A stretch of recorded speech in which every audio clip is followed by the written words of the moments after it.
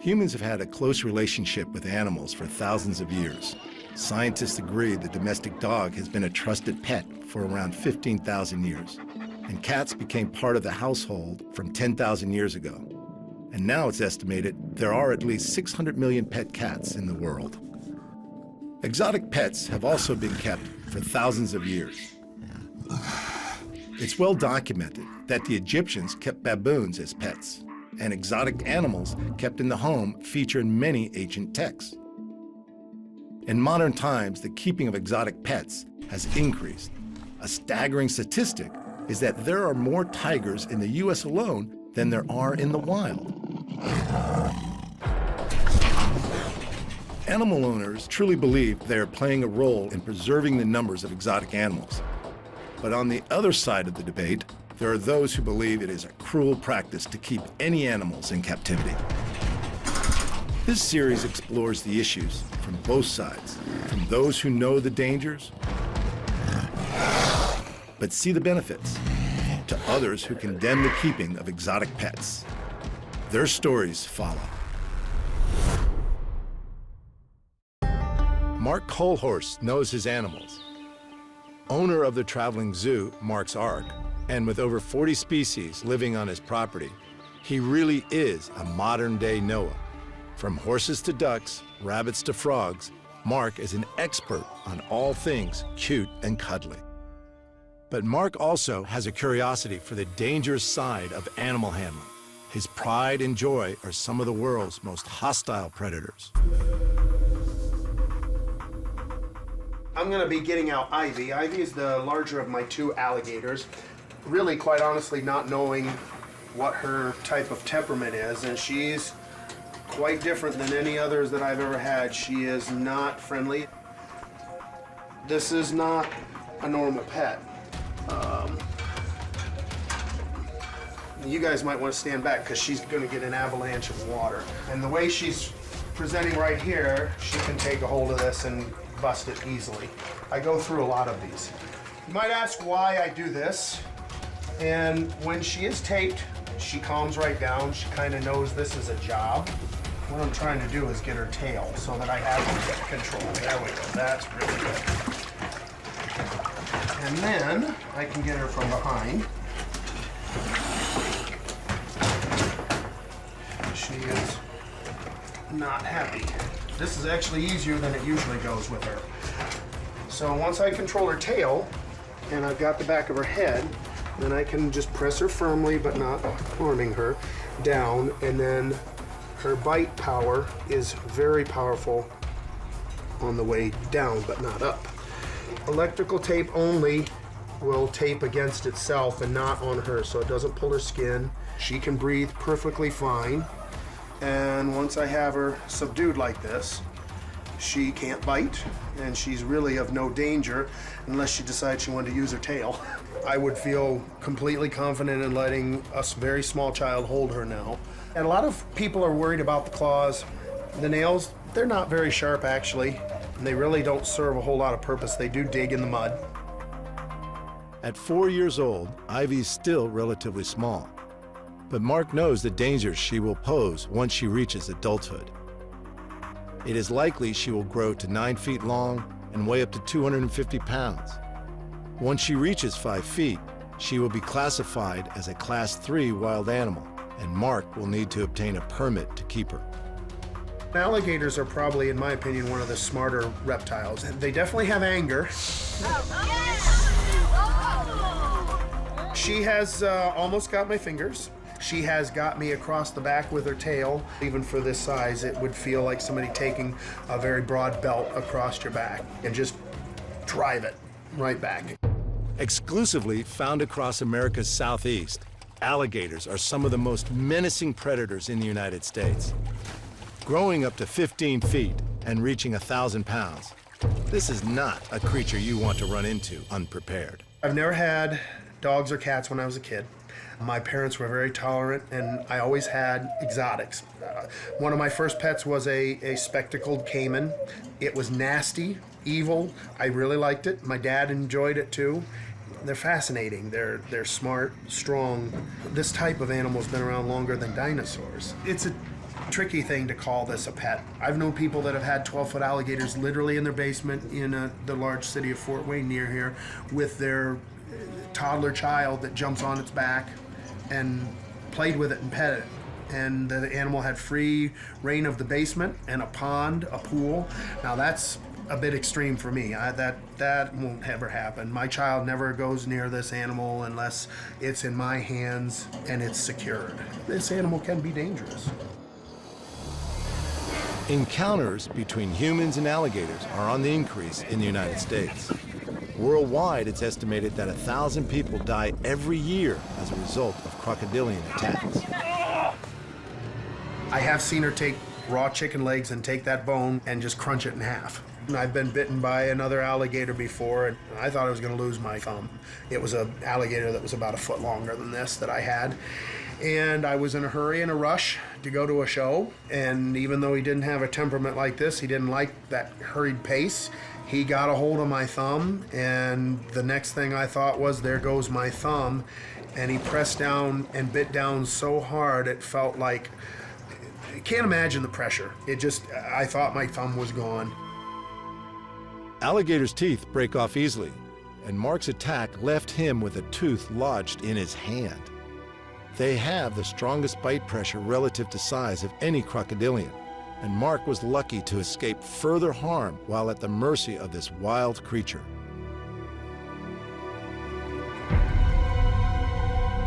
A full-size alligator can break the femur of a cow. It's substantial. It's incredibly strong. People buy them as a novelty. These are people that they decide they want to get a pet without ever having experience with any kind of exotic animals. They buy it, it's dangerous. They thought it was a novelty. They thought it was going to be cool. It was going to be really neat. And they learn that, it's not a pet. That being said, I know my animals. I use these animals a lot for 11 years. This is a safe animal that I would never, ever, by any circumstances, ever let anybody get injured. While Mark is highly conscientious of his animals, unfortunately, the same cannot be said for all exotic pet owners. Juan Stewart is the Chief Veterinary Officer and National Director of American Humane Hollywood. Juan has spent many years working in animal shelters and is a strong advocate for the welfare and protection of both domesticated and wild animals. These reptiles, these birds, these small exotics, they require so much expertise, it would blow your mind. You get a small boa at your pet store and it's all of 18 inches. Well, one day that thing, if you feed it right and take care of it, it's gonna be, 8, 10, 15 feet potentially, and then what do? I mean, they get discarded. And that's not fair for the animal. They can become wild, vicious, dangerous animals. Years spent dealing with these crocodilians means Mark has experienced firsthand the wild nature of these highly powerful animals. Absolutely, this is a predator. You would not believe what this thing is capable of when it eats. I prefer to feed dead food when there's a situation where I have to feed live. 180 degrees different in their behavior. They are unbelievably fast, unbelievably violent.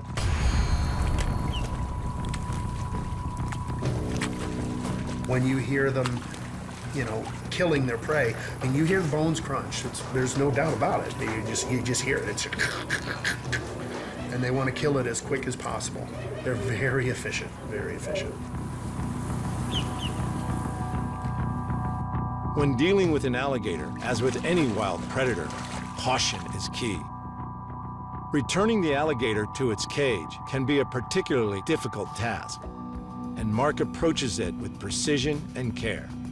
The power is in her hip and her tail. So between my legs here, it's the best way I found to do it. And then I have to hold her very securely because she'll do that. And so she knows she's getting put away, and I've got to be very quick and careful with her because sometimes she'll come back at me. She's got a posture right now that's an aggressive posture. She's checking things out. She's kind of curious. And she's okay now. She's calmed down. She's gonna probably just go right back up on her platform. She knows everything's done. Like many exotic enthusiasts, one predator is not enough to satisfy Mark's desire for the dangerous and mysterious. This is a Colombian Red Tail Boa. She's about 7, 8 years old. Her name is Rocky Balboa. They can vary a lot in their color. She has bronze. This is one of South America's largest snakes, the green anaconda being the bigger. As an arboreal snake, Colombian red tail boas are natively found living in the treetops. They have the fastest strike of any snake and can easily catch monkeys and birds out of trees. She's almost 8 feet long. She's strong enough that she could constrict enough to keep my chest from expanding to take in breath. So it's a very, very powerful snake. Even as a trained animal handler, Mark is not immune to the power of these highly dangerous snakes. Caught alone and unaware, he experienced their predatory nature and powerful grasp. I have had incidents before. When I was a zookeeper, I had a much larger one than this that didn't want to go back in its cage. And the snake did not want to let me go. It did not want to go back in the cage. And I struggled with the snake for well over an hour. I could not get to my radio. I was able to get the upper hand on it. I think I just literally had more energy than it did. And I was able to literally take it off like a pair of pants and slide it down. But when I was done, I can't remember, but only a few other times where I was so exhausted in my life. These are the strongest animals, and their musculature and the way they hold on is different than anything else.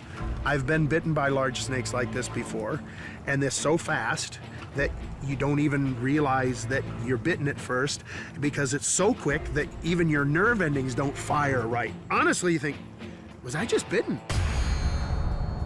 And then you realize that you've got 60, 70 tooth marks in your arm from a snake like this, and it's a ½ inch deep. It bleeds for quite a long time before your blood clots, and it does hurt.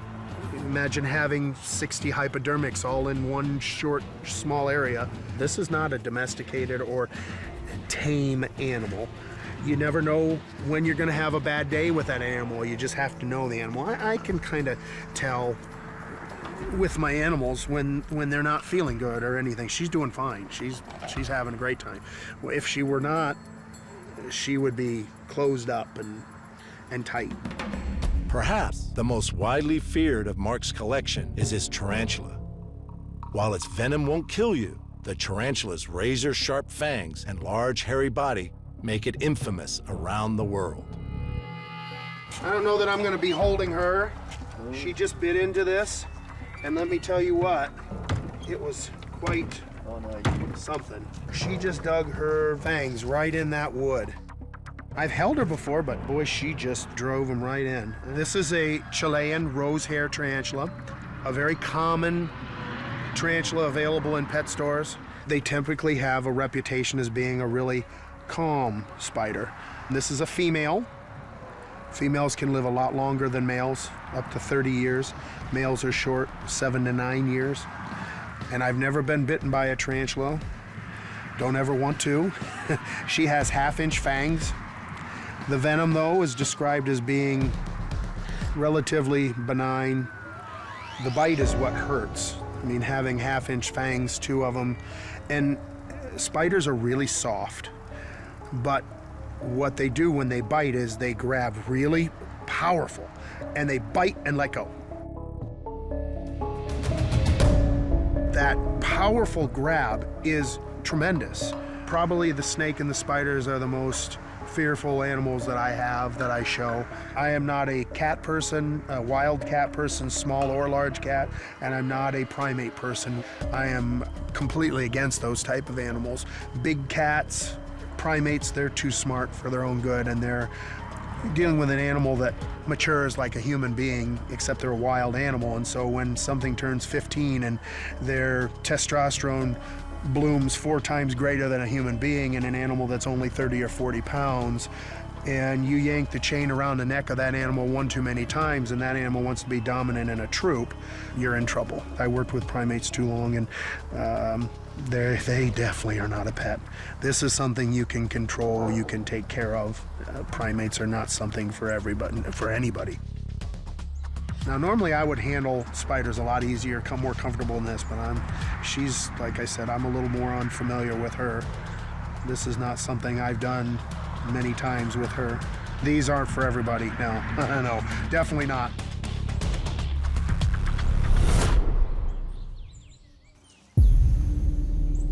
I can go in the cage with all the animals out here.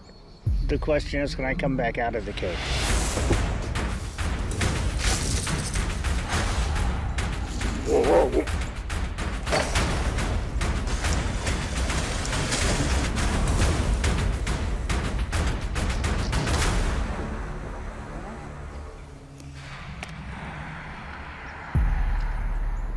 When driving through rural Indiana, there are many sounds you would expect to hear. What may surprise you is the roar of a mighty tiger.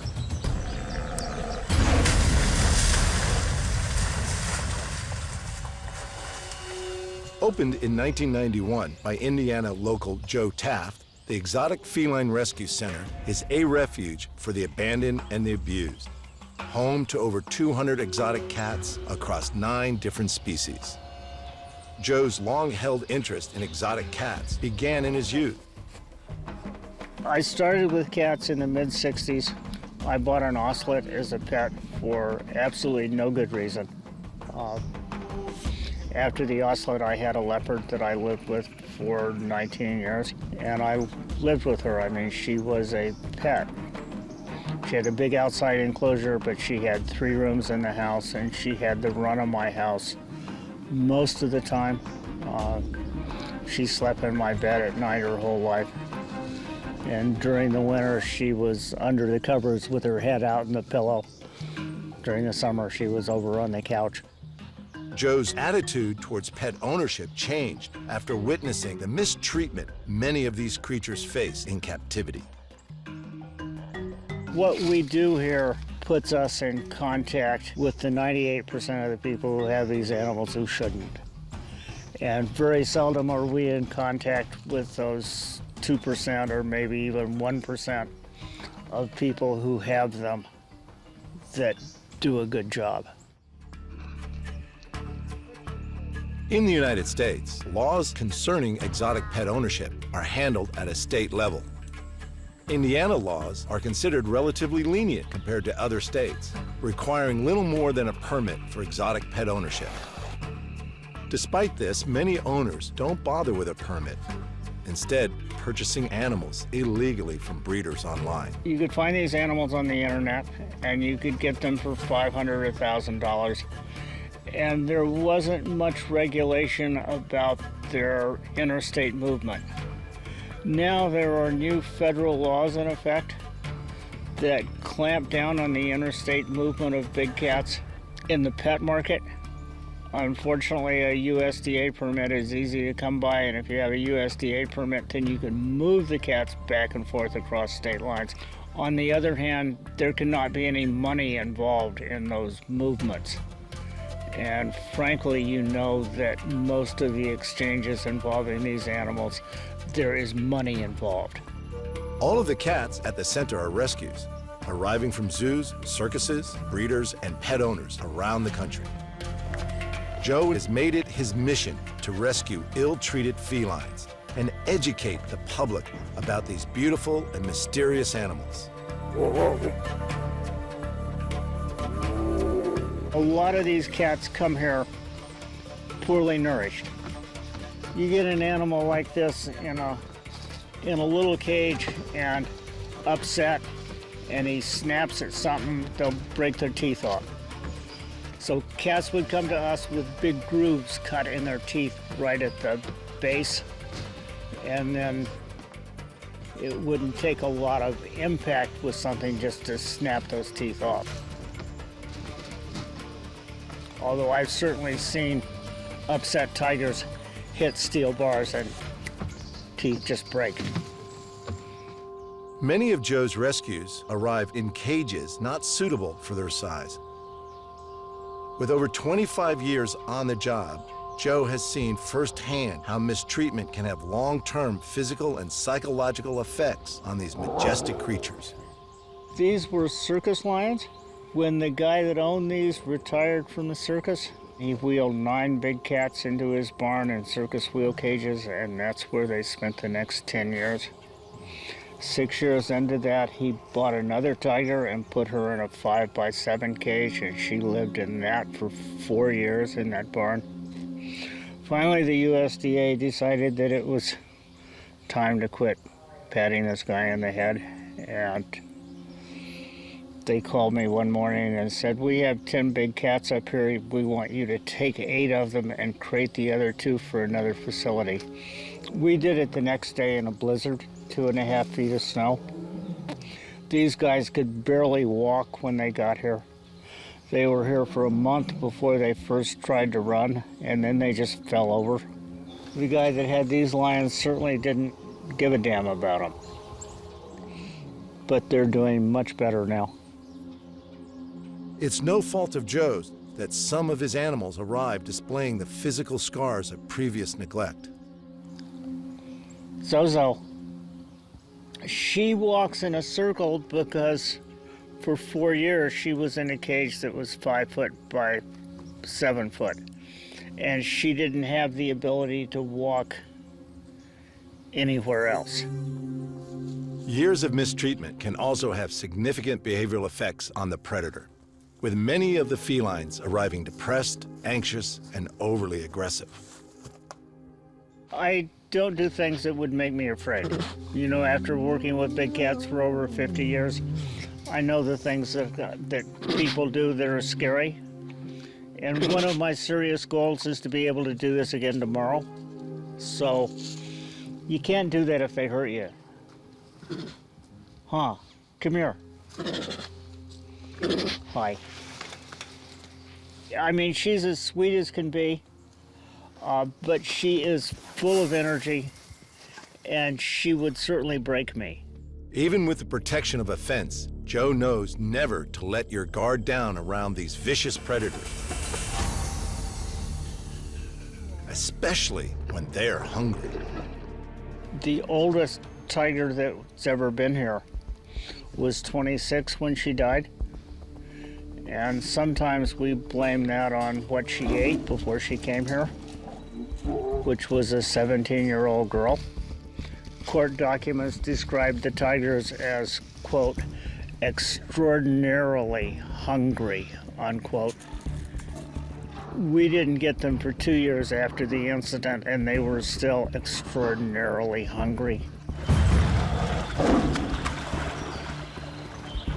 They were all part of a traveling animal show, and the guy had jury-rigged some cages in a barn so he could go out and party for the winter, and left them in the care of a young girl who did not have a reliable source of food, and they hadn't been fed at all for 4 days.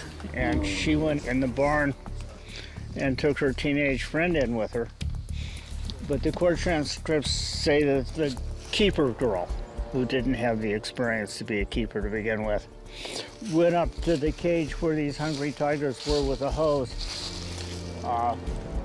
to give them water, turned her back to talk to her friend, and you saw what happened when I turned my back on. Only these guys were hungry.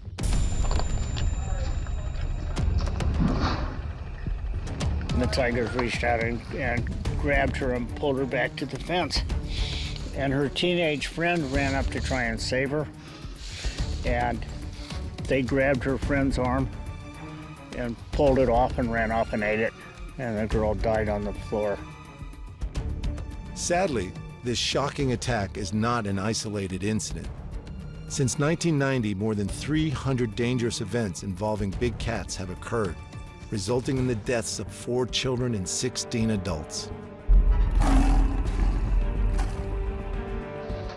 The staff at the rescue center are highly trained and well aware of the risks associated with working with such a powerful animal. Regardless of the situation, these are dangerous predators. I wouldn't want to go in there and let her sit in my lap. She would definitely take your fingers off as a food source. You can see she's not interested in that much anymore. Where did you get that big belly? You're not a skinny little girl anymore, are you? No. Since opening the rescue center, Joe and his team have saved countless big cats from all around the country and have had their fair share of close calls. Bruises, scratches, and broken bones are all part of the job when working with some of the world's most formidable predators. However, these big cats are not Joe's only threat. His work also receives public backlash. This tiger is one of 4 tigers that we took out of downtown Gary, Indiana. This was a federal seizure, and the USDA called us the day before we were supposed to take these cats and said, we're afraid to be in this neighborhood in the afternoon. Why don't you come up and spend the night in a neighboring town, and we'll go in first thing in the morning and take them. Well, the state police showed up at 8 o'clock in the morning, and they put yellow crime scene tape around the place. We got there 10 minutes later, and there were probably 100 people on the streets ready to throw beer bottles at us. So it was an interesting morning. He had 3 of them in the back room of his tattoo parlor, and this one was out in the parking lot behind the tattoo parlor.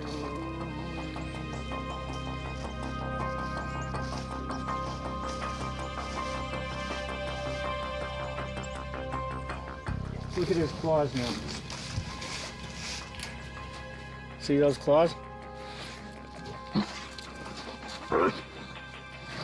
Children. These guys came here when they were 6 months old. The U.S. Fish and Wildlife Service asked us to go to New York and take a leopard, which we did. And as we took the leopard, they told the guy, we're not going to prosecute on this, don't do it again. He must have been on the phone buying these leopards before we got all the way out of his driveway. And 6 months later, after his wife escaped from being chained and beaten in the basement stairs, she went to the police, and the police came back and found 2 leopards and 4 kids. So we went out and got these 2 leopards. But for Joe and his team, the risks are worth it. To see these magnificent, powerful creatures given a second chance at life. This tiger came from Branson, Missouri, where he was in a magic theater, where they cleaned his cage every day with bleach. Didn't particularly bother to rinse the bleach off.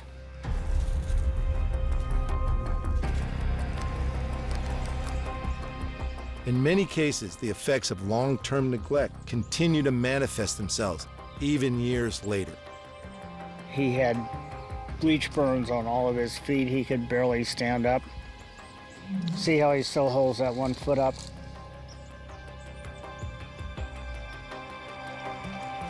Sebastian the tiger also arrived in a poor condition.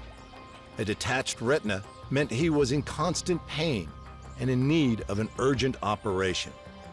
He is just one of 25 of Joe's rescued tigers that have required surgery on their eyes. While Joe dedicates his time and money to providing medical attention to those animals who need it, fortunately, not all of them arrive badly neglected. One of Joe's charges still has a special place in the heart of one Ohio State trooper and his wife.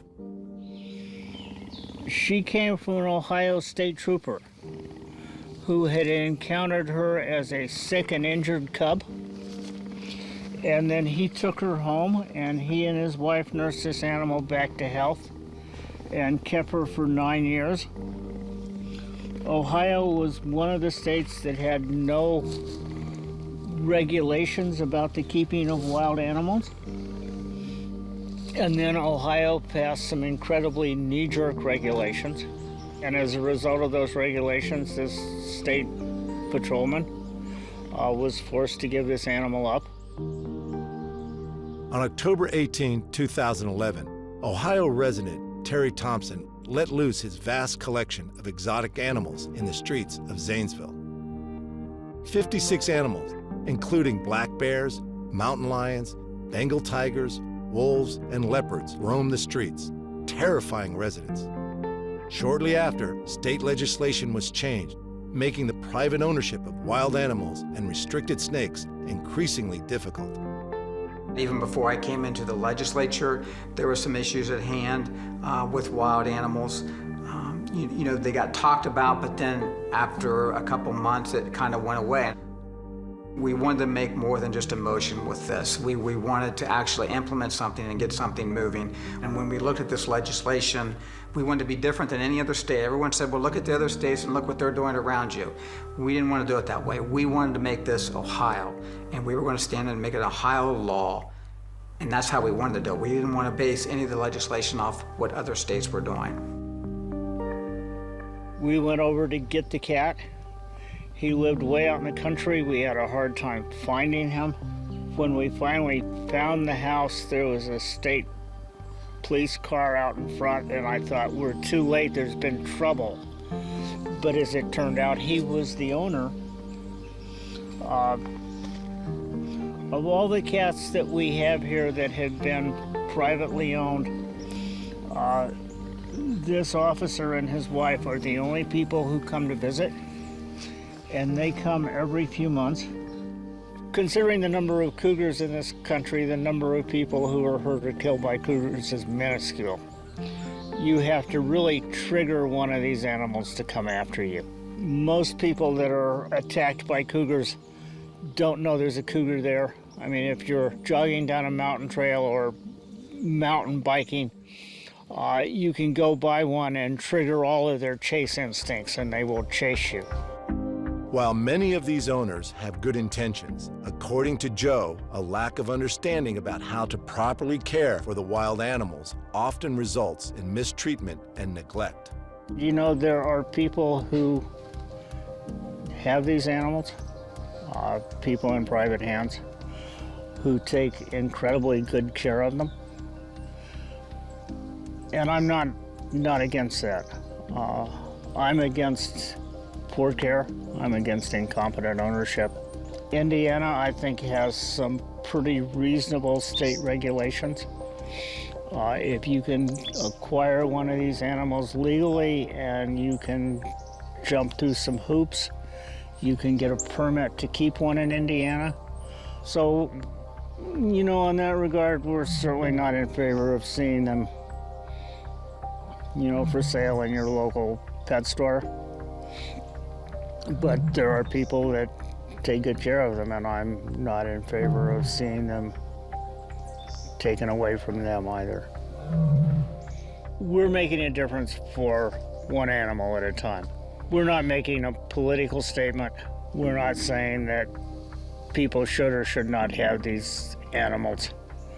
We're saying that this is an animal who is in trouble. This is an animal that has been mistreated. This is an animal whose life is endangered. And we will step forward and do what we can do to save that animal. You know, we will go wherever they are to get them. We will bring them back here. We will make whatever medical technology is at our disposal available to them, and we will see that they have a safe place to stay for the rest of their life.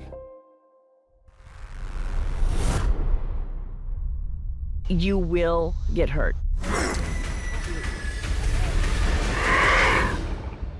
Are they gonna kill you? No, they're not gonna kill you, but they're gonna hurt you. They will scratch you up pretty bad. Val Mahler is crazy about bobcats.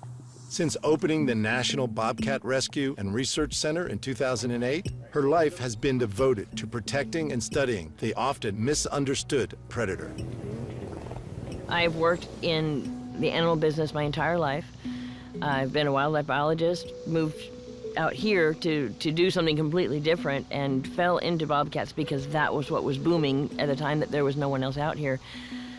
I have not met a more intelligent, compassionate, emotional animal in my entire life.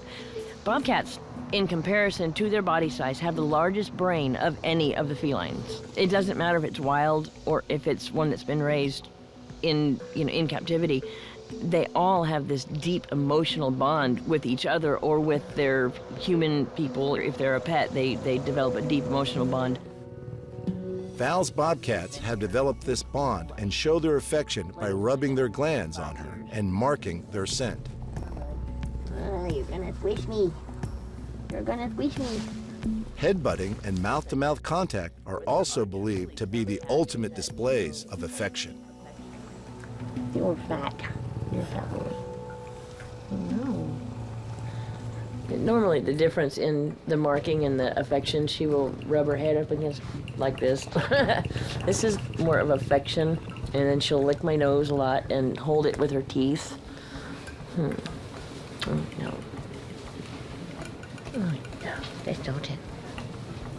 That's Dalton, isn't it? Oh, I know. Oh, I know. I know. Despite their friendly appearance, Val knows that the best place for these predators is out in the wild. Bobcats really do need to live in the wild. The reality is a bobcat is a wild cat, F0, they are wild.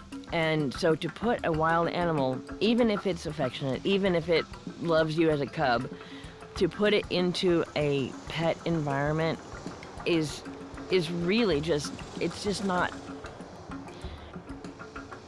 I don't know, but it's not realistic. They are going to tear your house up. They can't be a house pet. If you are going to keep them as a pet, which we never condone, they need to be kept in large cages. You need to have the funding to be able to feed them every day. They're an obligate carnivore. They have to be fed meat.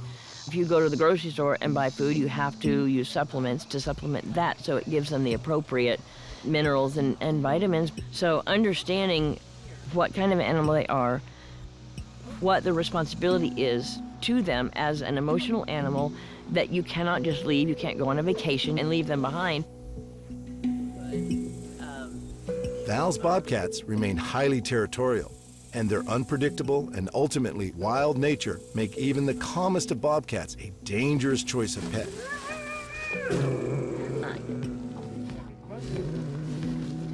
Bobcats can be territorial.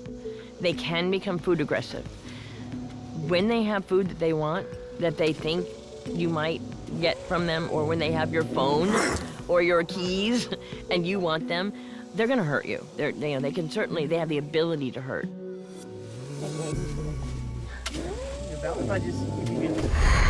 Oh, I'm so sorry. You okay? That startled me. Yeah. Even our camera crew fell prey to these wild animals' advances.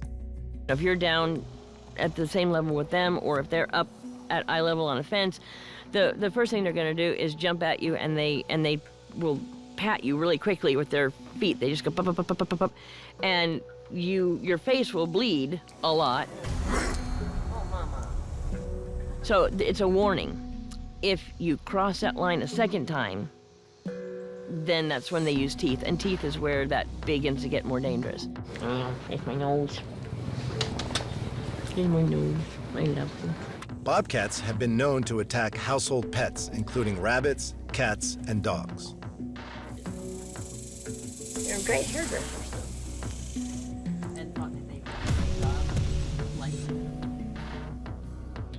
Even animal lover Val, who has around 50 animals living in her house, won't let the cats roam freely.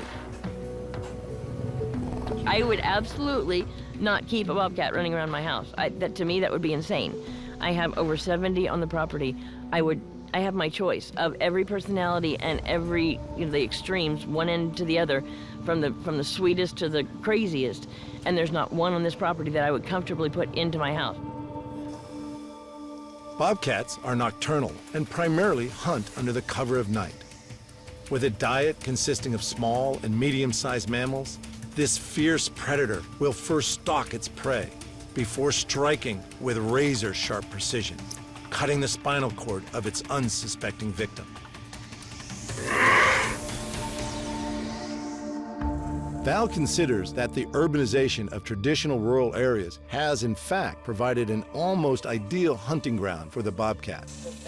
The planting of domestic shrubs, trees, and lawns has increased rabbit, bird, mice, and squirrel populations, all of which are the perfect bobcat prey.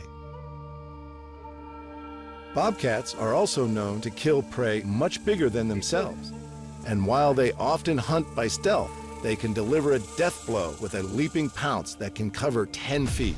That's two. What are you doing? He wants the toy. Their reputation for being vicious and predatory hunters has made bobcat trapping commonplace in the United States. As we know, their environment is dwindling. They're preyed upon, they're killed.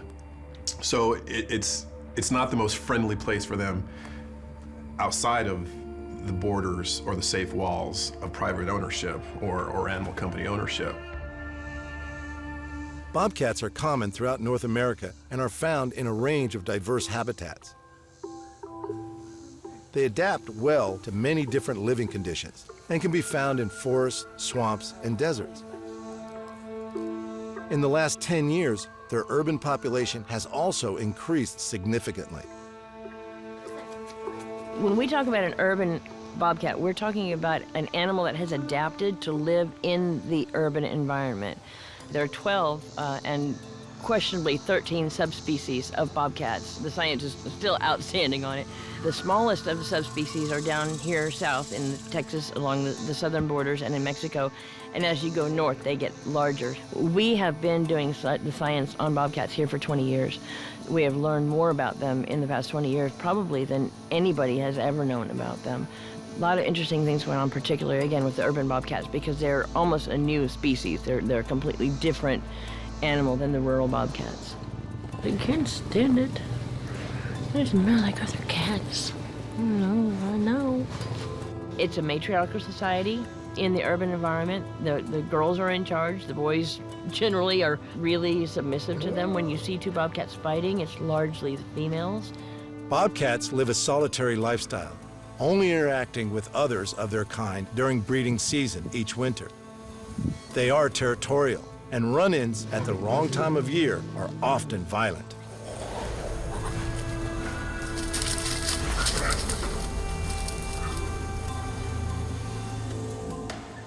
Even bobcats that have become pets remain stealthy hunters and premeditate every move they make. Val is taking a risk every time she interacts with these highly intelligent hunters. Yet she wants nothing more than to see the bobcat population thrive and survive. Yes, there are lots of bobcats in America today. There are. And in 20 years, I think there's every likelihood that we could lose all of them due to inbreeding and genetic issues and disease, and it could take out both the urban and the rural cats. So I think that our work here is important, understanding them before this happens, and being ready for it when it does happen is going to be a very important part of what we do.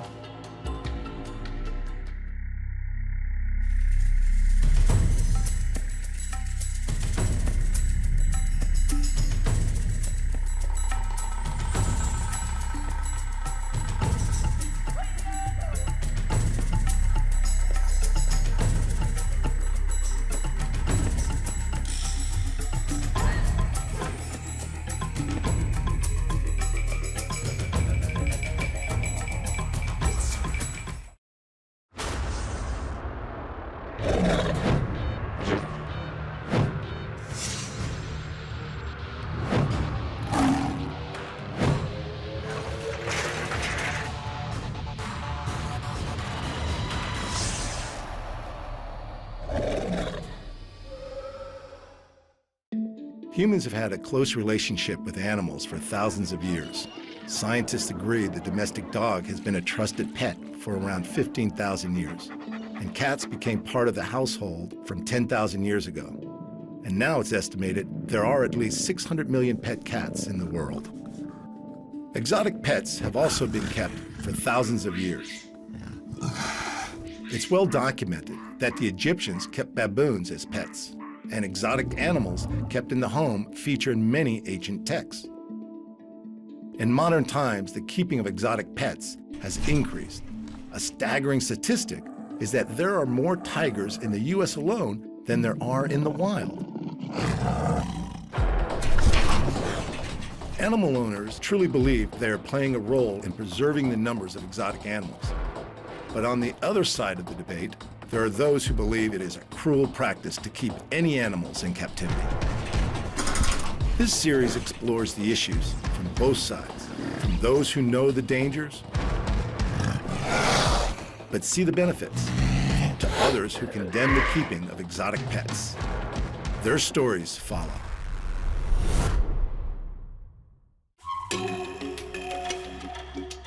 My father was very much of a naturalist. I traveled extensively with him.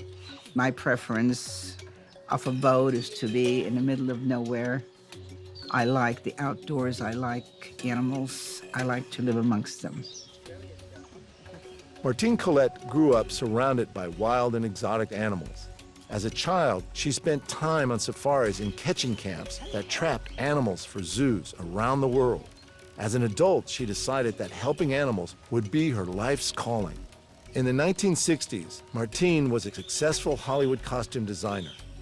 By 1976, she had 50 animals and had purchased 160 acres in the Angeles National Forest, creating the Wildlife Way Station. I was probably the first sanctuary of this type created in the United States. However, my start was in Hollywood. It was fashionable to have exotic animals as pets. And my husband was in the motion picture industry. And so I got to meet a lot of the people who had exotic animals. And pretty soon, generally sooner more than later, they had issues with having those animals. And they would call the zoo and they would say to the zoo, I would like to donate my ocelot, my monkey, my leopard, my whatever. And the zoo will say, well, no, thank you very much. We have all the ocelot, leopards, monkeys that we could use, and thank you very much. So what do you do then? And then the Hollywood phone lines began to ring, and then somebody will say, well, didn't so-and-so marry some gal that came from Africa? And that made me an expert in every field, right off the bat. And I took my first animals in the early 60s, and they have not stopped coming into the 2018s. Since it opened, the Wildlife Way Station has rescued, rehabilitated, and given permanent sanctuary to over 76,000 wild and exotic animals. Yet Martine still recalls the sanctuary's first acquisition. Yes, it was a mountain lion. It was on exhibit at a show in this very small cage. I felt sorry for it, and I said I would buy it from you. And it wasn't until some months later that I realized that by purchasing, I was contributing to the very issue that I didn't want to see happen. And of course, we learned.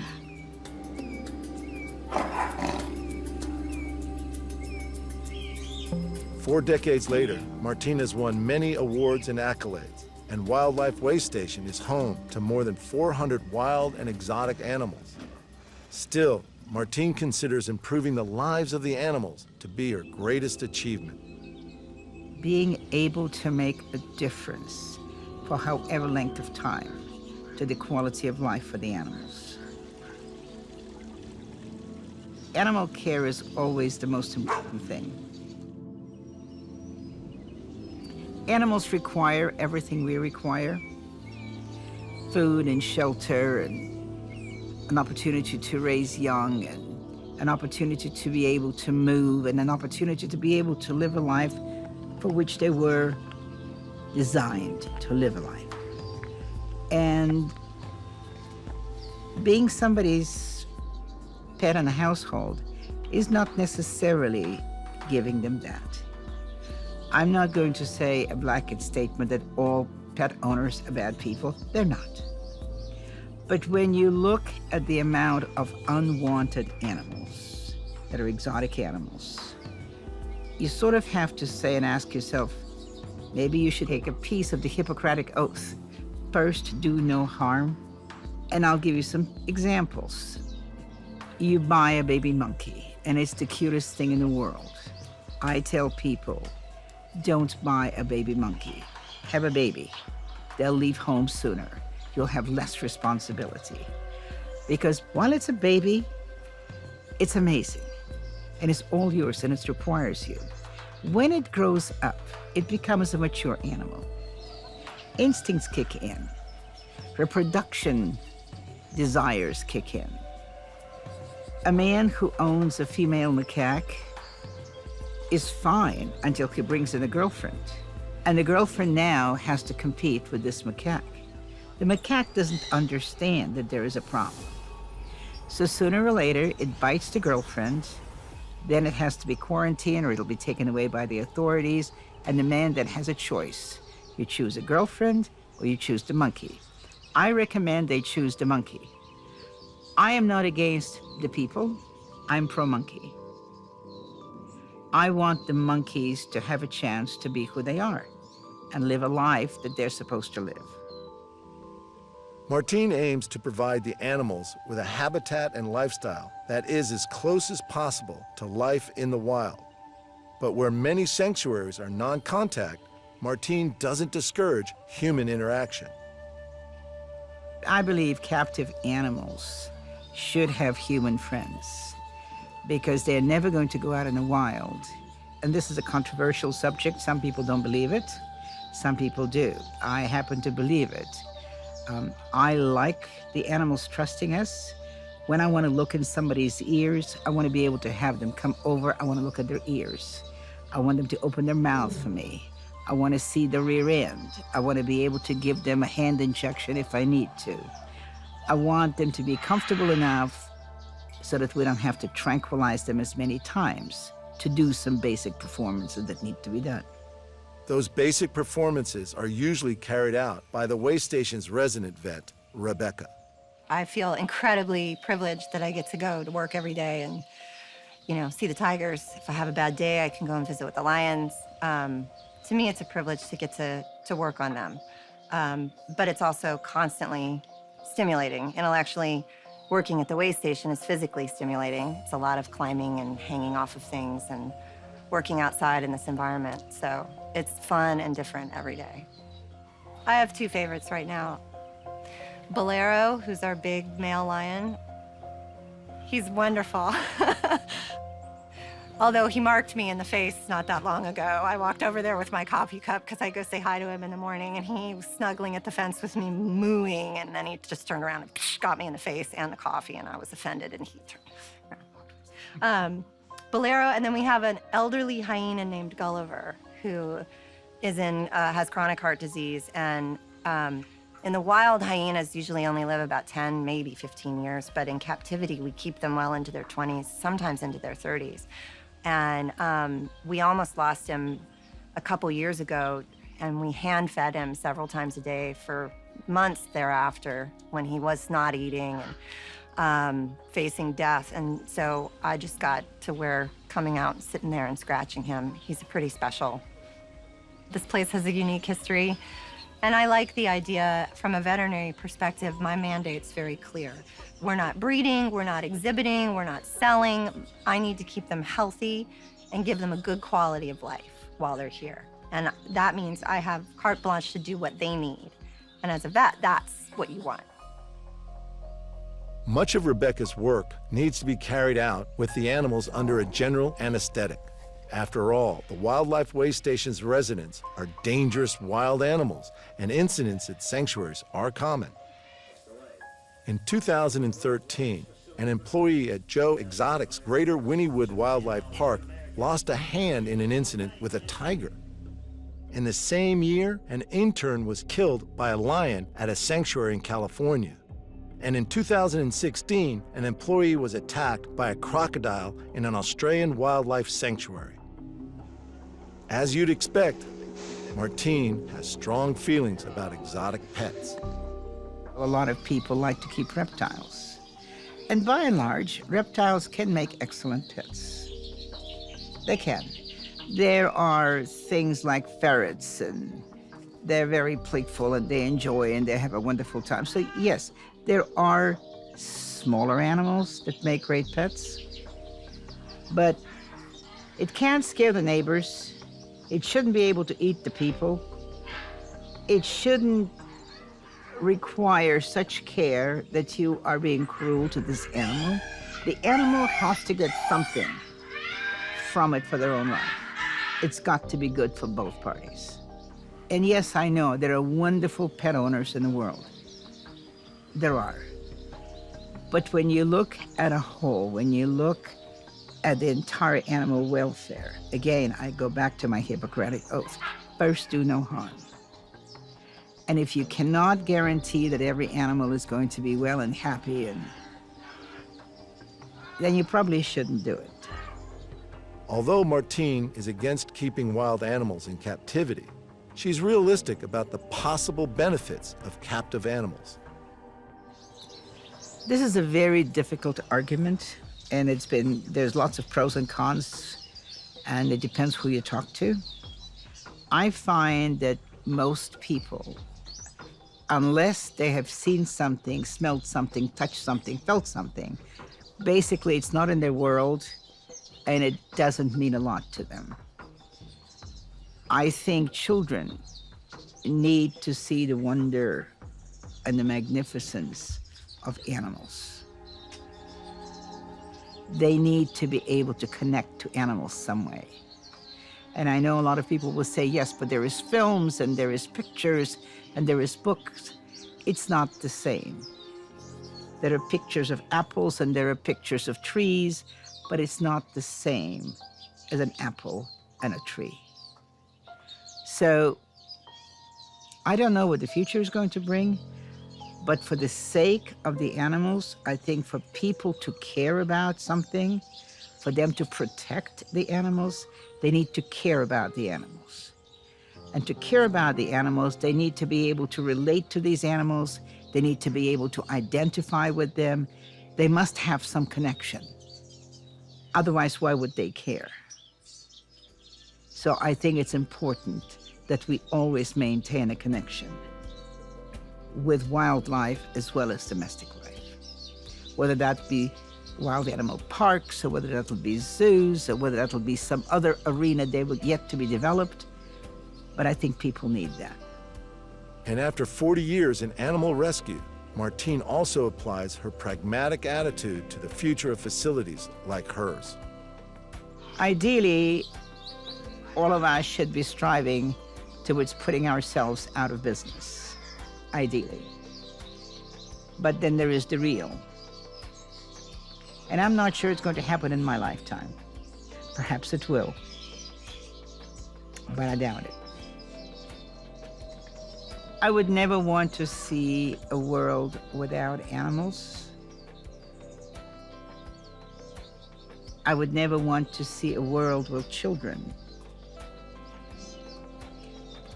do not live amongst animals. To me, it is absolutely critically important that people learn where we come from, who we are. We are a species like any other species. We're just smarter. But our roots are in the same place with everybody else.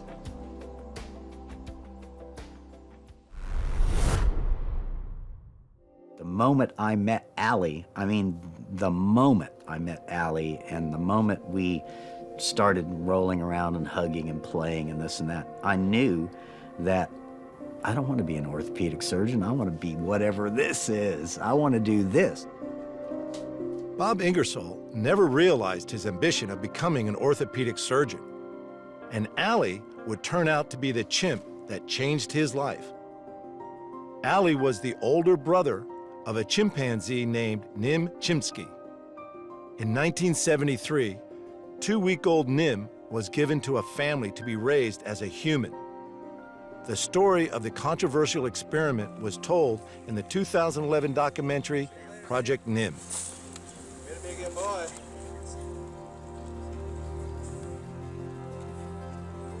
It was the most joyous experience of my entire life to be with chimps. And I knew that unconditional kind of a, one-on-one, the relationship, that the space between the chimp and you is a beautiful spot if you do it, if you understand it, if you recognize it.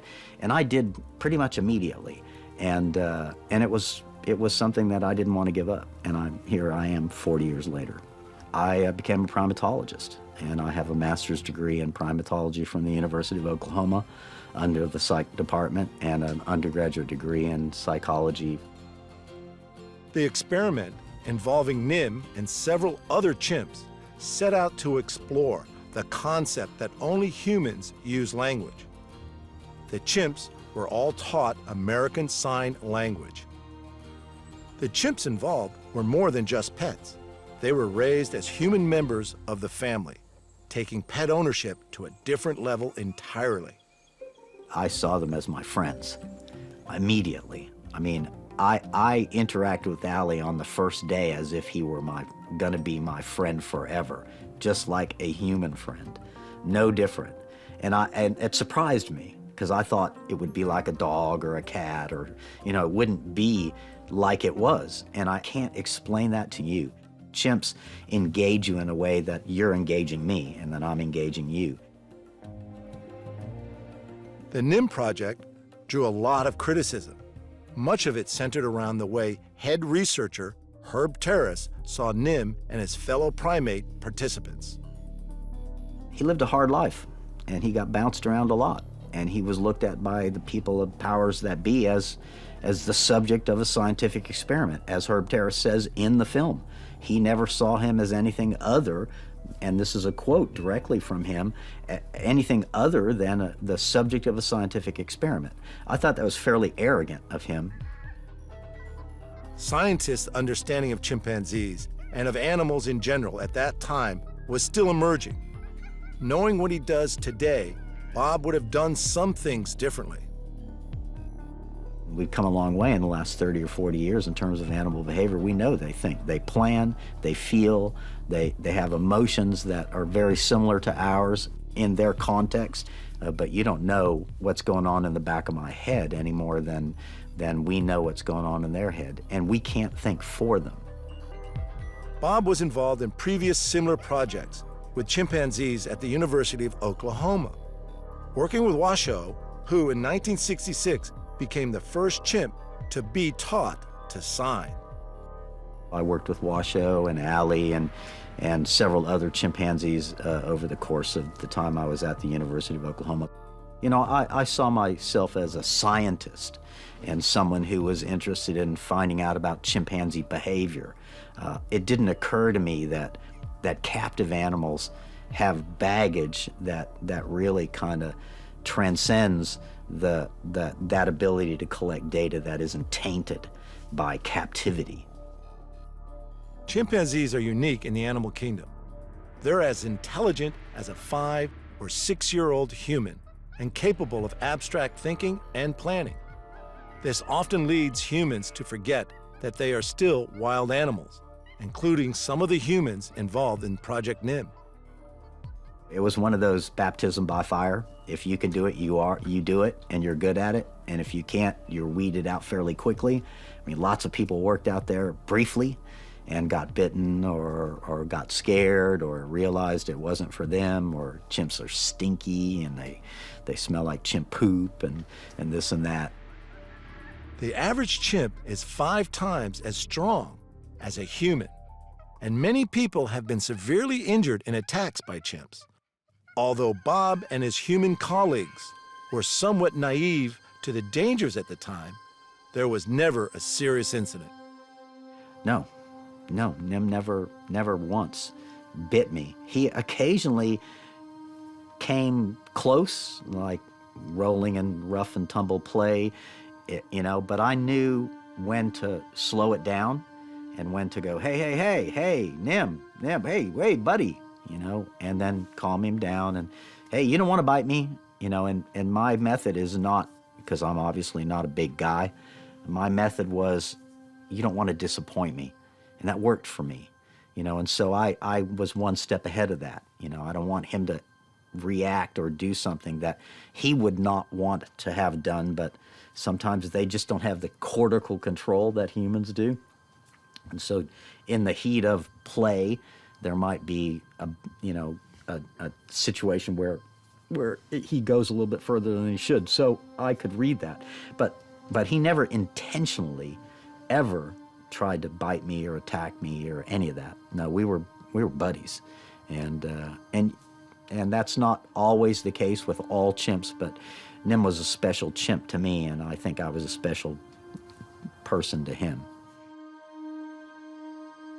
When the research project came to an end, the chimps, including Nim, were sold to a pharmaceutical testing laboratory. I call this the Chimp Wall of Fame. So these are all chimp friends of mine. This is a painting or a drawing by a chimp named Moja, one of the smartest chimps I ever met in my life. These are Washoe paintings, I think. This was in several museum shows, but this is signed by Richard Leakey, who did this painting with Washoe. So I've had an interesting and somewhat rewarding career with chimps. I don't know about the word rewarding, but more than at times trying and emotionally draining and very difficult emotionally. And some people couldn't stay in it because it was tough. It was tough to see this happen to your friends. But I don't know. I felt like I needed to do what I could. Being friends with chimpanzees, you might think Bob would be willing to take one on as a pet. Well, there's literally millions of dogs and cats out there that need a home. Let's solve that problem before you go out and get a monkey. We don't need exotic animals necessarily. I just think that you can get almost as much from a dog or a cat as you could from any exotic animal, and you don't put baggage on the dog or the cat. So I'm glad things are changing. I feel very, very strongly that that the emotional side of this is part of what leads into a situation like that, and like Charlene Nash, for example, who was attacked by Travis the chimp. I think that those folks are caught in a weird spot, because they got their animals not in a malicious way or not with any bad intention.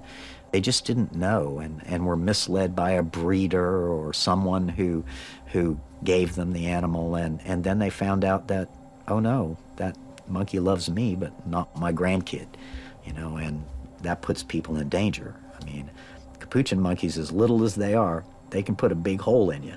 And I've actually been bitten by a capuchin monkey, and I can tell you this, it was a three-legged monkey, weighed about 2.5 pounds, and it was one of the worst bites I've ever had. I actually had to consult my doctor. When the NIM study ended and the subject sold to medical testing, Bob's life path was again decided by a chimpanzee. He began to get involved with animal activism in an attempt to save his chimp friends from what he saw as a tragic fate. Legislation passed in 2015 making it illegal to use chimps in invasive testing, and private owners too began looking for alternative homes for their chimpanzees. Nobody wants a 3 or 4-year-old chimp, maybe, but a 6-year-old chimp you definitely don't want. I mean, because big chimps can be dangerous. They're not as fun, because most people are looking for a child replacement. You've heard it, I'm sure, a million times. It's my baby. That's a good baby. Her's a good baby. Her getting tired, isn't her? Those brothers are so crazy. Come on, sweetheart. It's not your baby. That animal had a mother, a real chimpanzee mother. And to suggest that, like in Project NIM, I mean, Stephanie Lafarge was like, he's my baby and all that sort of thing. I'm like, no, he wasn't. That was Carolyn's baby, Carolyn the chimp. And when we took that animal You're stealing that mother's baby. How dare us, you know? And then say that we're cross-fostering or any of that kind of stuff, which is complete bullshit. And I just don't agree with that. This is Sequoia Washoe's baby. He's a special guy and didn't last more than a couple of months. But he's right there. He meant a lot to a lot of us. And unfortunately, because of our arrogance, we thought that we knew better. He ended up not making it. This is one of my chimp friends, and they were drawing on the back of this, and then this chimp got it, chewed it all up, and they put it all back together for me. Bob and his colleagues eventually succeeded in getting Nim released from the testing lab and placed in a sanctuary. He lived alone in that sanctuary for almost a decade. That's Onan's footprint. You can see how big his foot was. That means a lot to me because I remember that day. I remember taking his foot, putting it on the paint, and then, come on, Onan, let's make some footprints.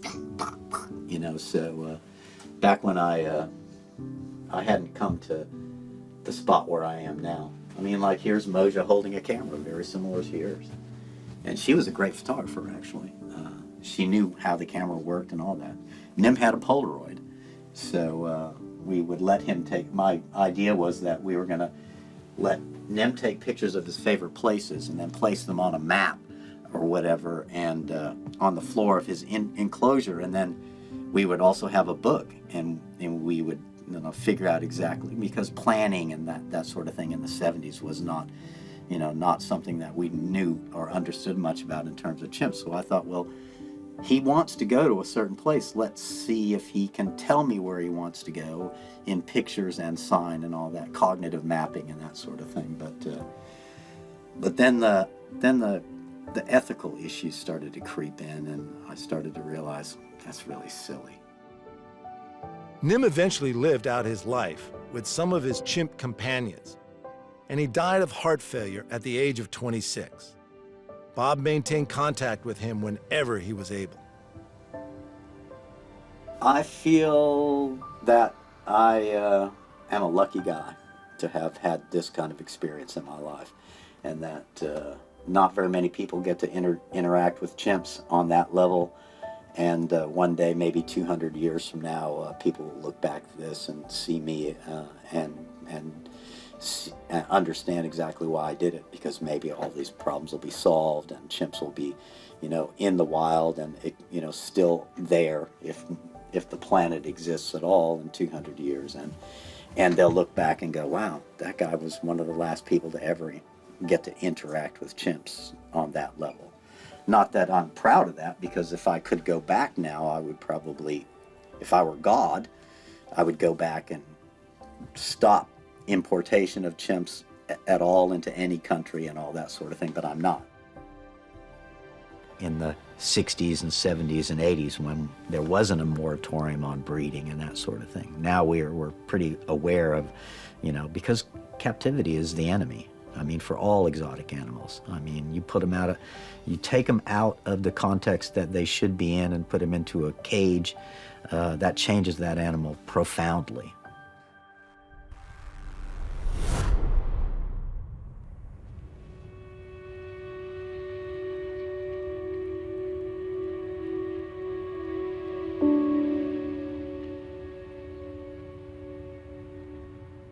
She was crushed. It's like she just lost her husband all over again. I think that's how she felt. I never thought it was going to happen. I always thought she was always going to be here. I never had a problem with her. It's like an empty space in your heart, In 2015, not long after her husband Jim passed away, Laura Matson lost another family member, taken from her suburban Los Angeles home in a dramatic raid by authorities. Jackson, an 8-foot alligator, had lived with the Matsons in their yard of their North Hollywood home for 38 years. Jackson and Laura's story is an incredible account of a very unconventional friendship. She was a gentle animal, I mean, she never attempted anything, but when you're raised with an animal, they, I think they know not to be aggressive or whatever, because she never was aggressive at all. So when she wanted something, she let me know. She just opened up the sliding glass door and walk on in.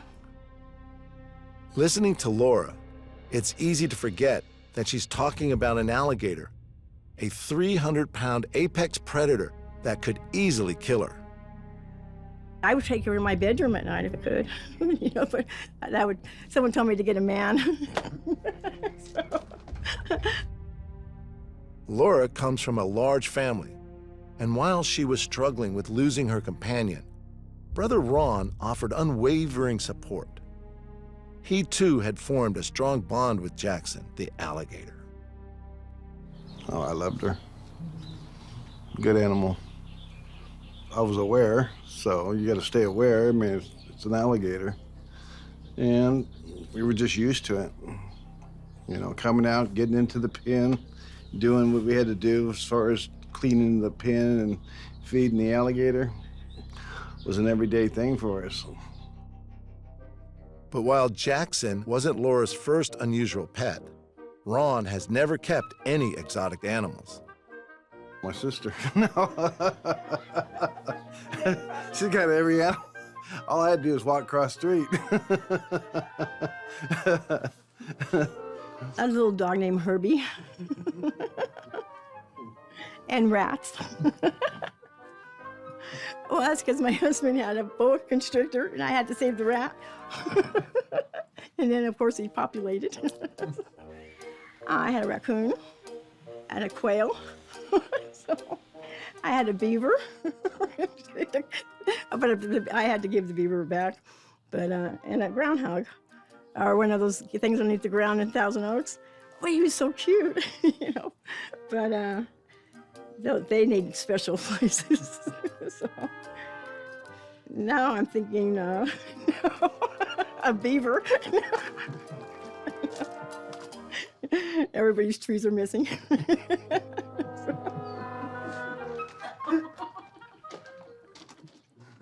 And they'll be pointing at my house.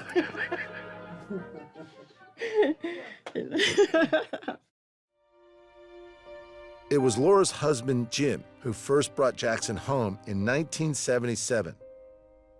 Over the next 4 decades, the potentially deadly reptile became part of the Matson family. He loved Jackson. He looked for Jackson, just like he looked for his 50 Merc.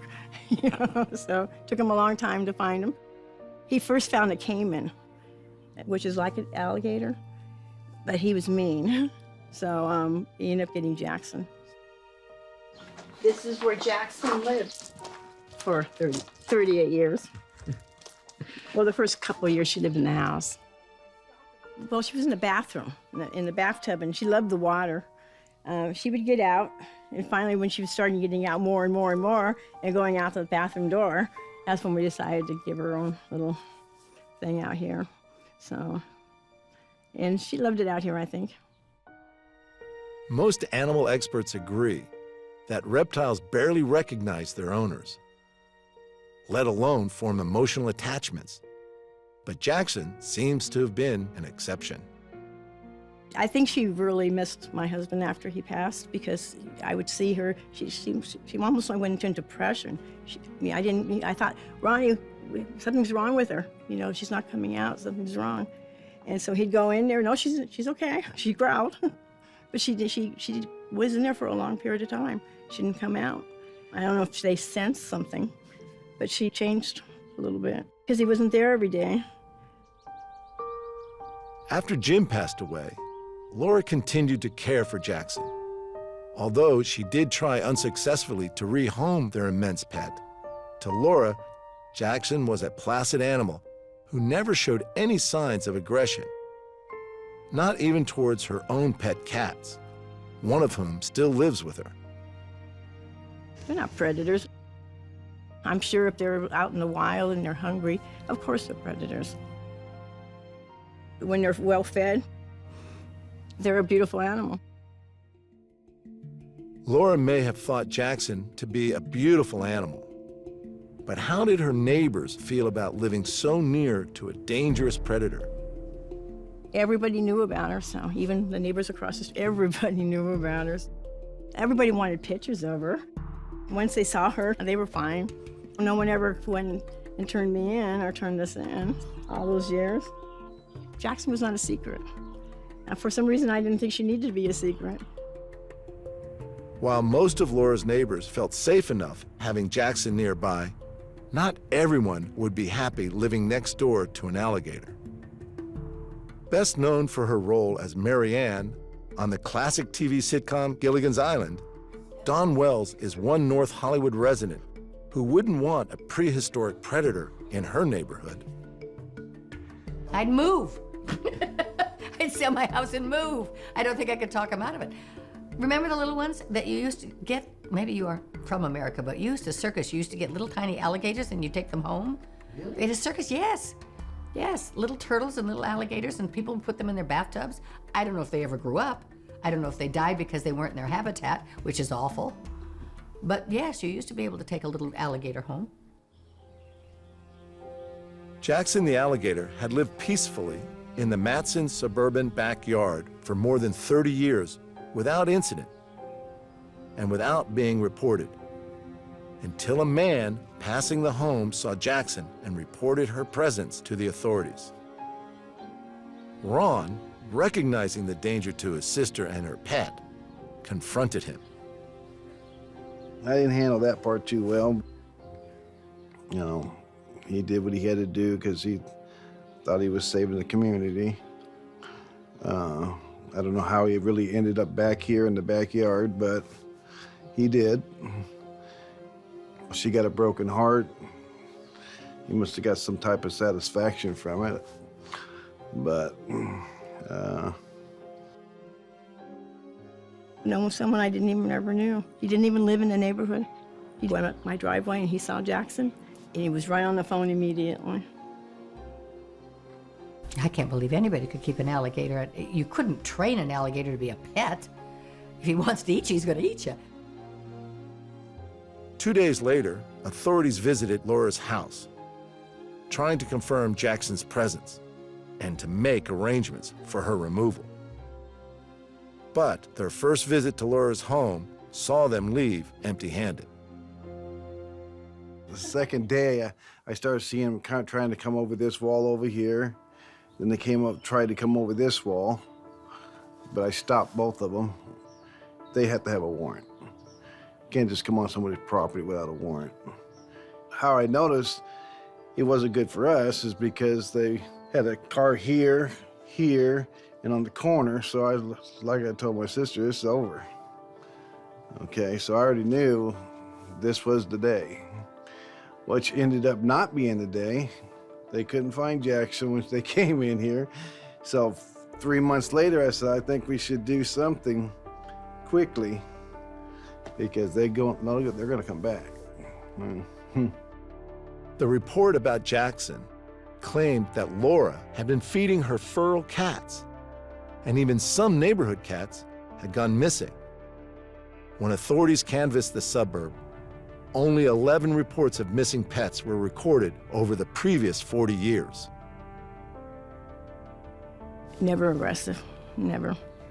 She was well fed too, so there was no need for her to look for food.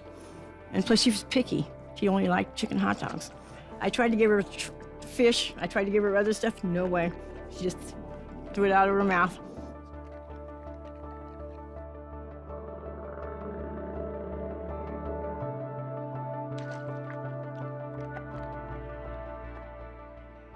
Local police and officers from Animal Control and U.S. Fish and Wildlife soon returned with a warrant, required to search Laura's property to find and remove Jackson. I heard some commotion out here, and I just knew from the voices that something was going to happen. They weren't going to settle for anything. Jackson was gone, no matter what. I knew it. I think my sister knew it. So, no. I'm not saying we broke the law, but but we did get attached. So they did their job, we did ours. Let's put it that way. It was horrible, especially when they got a warrant and they went through everything in my house. I'm thinking, there's no alligators in my kitchen drawer. I mean, they went through every drawer. I don't know what they were looking for because Jackson was outside. I wish I would have thought about putting her underneath the house, but I didn't think about that till later. So, but they probably wouldn't have left because this guy took a picture of her. That turned me in, so. Laura was right. This time, the authorities were not leaving without Jackson. Once I seen the warrant, I knew we had a problem. I knew my sister was in here sleeping. I knew I had to get her out because they weren't leaving. My job's to protect her. And just one thing led to another, and next thing we know, we got them all over the property. The police officers, animal control, the zoo ended up coming. So. I had no rights whatsoever. They wouldn't tell me anything about her. They wouldn't let me see her, nothing. They came back. And they finally found Jackson, and well, we helped them put it in the truck, and off to the zoo it went. And then we set up a habitat for her. So she's doing real well now, real well. Yeah. Jackson was rehomed at an alligator park in Colorado, and a GoFundMe campaign was launched to create a new habitat. We were the biggest donors. Okay. But she's happy, and we will get it back out there to see her. Despite taking good care of Jackson since the 70s, by not having the relevant permit, Laura was breaking California law. But as any animal lover knows, losing a pet is hard, let alone a pet that has been your constant companion for nearly 40 years. Now that they ran their law down how it really works, okay, I understand now. But at that point, you don't think about stuff like that. Even if they would have told me afterwards, I wouldn't have cared about that law. I just kept doing what I was doing. Because you get attached, and once you get attached, it's it. I think she probably misses me. I'm sure she misses the chicken legs and the hot dogs. When I go to bed at night, I think of her because that's when she would make the thumping noises. And I miss that, so.